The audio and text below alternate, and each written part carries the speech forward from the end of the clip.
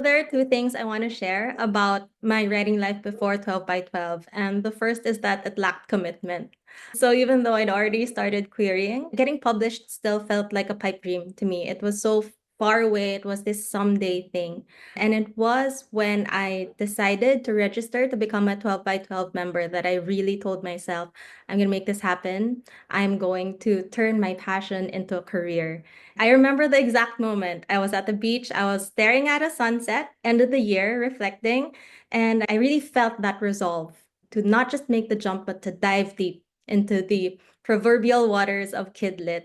The second thing about my life before 12 by 12 was that it was so much lonelier because I live on the other side of the world, opposite the time zones many of you are in. It was really nice to just finally be part of a community of super talented creators where everyone is passionate and concerned and hopeful about the same things you are. So things you don't normally discuss with people in your life for fear of being judged or just because it's not as significant to them. Suddenly they were being discussed here and they're out in the open. And because everyone is so diversely knowledgeable, the discussions are so rich.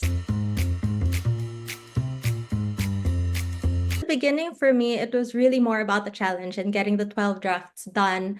And it was also discovering every nook and cranny of the forum. And a very early highlight for me was I got lucky because I got a critique from a critique ninja. And it was such a boost for me, not so much in terms of my confidence in writing, but my joy in writing because suddenly someone in the industry had seen and spent time with my work. And that was so uplifting. Nowadays, it's really more about not missing a webinar or a book chat.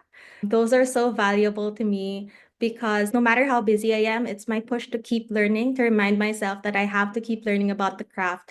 And it's also my pause to feel and be inspired. I really love them because sometimes the effect is instant. There was this book chat with Margaret Shugrenyas for Ama Far Away, and there was a spread that felt like it was plucked out of my childhood. And I turned that into an entire manuscript, and it's now my favorite one on Sub. And then many times, what you pick up from the webinars and the book chats, they come in handy or they pop into your mind sometime later.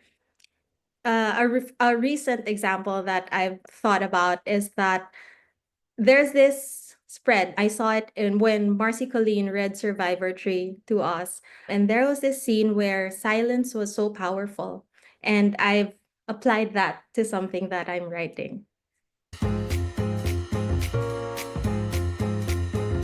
The year I signed up to become a 12 by 12 member is the year I signed with my agent.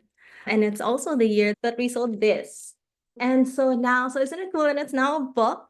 And together with Estrella Lorenzo, who's also a 12 by 12, we also get to look forward to our next book, which is When a Rhino Has to Wait, also by Page Street Kids. So do keep an eye out for that.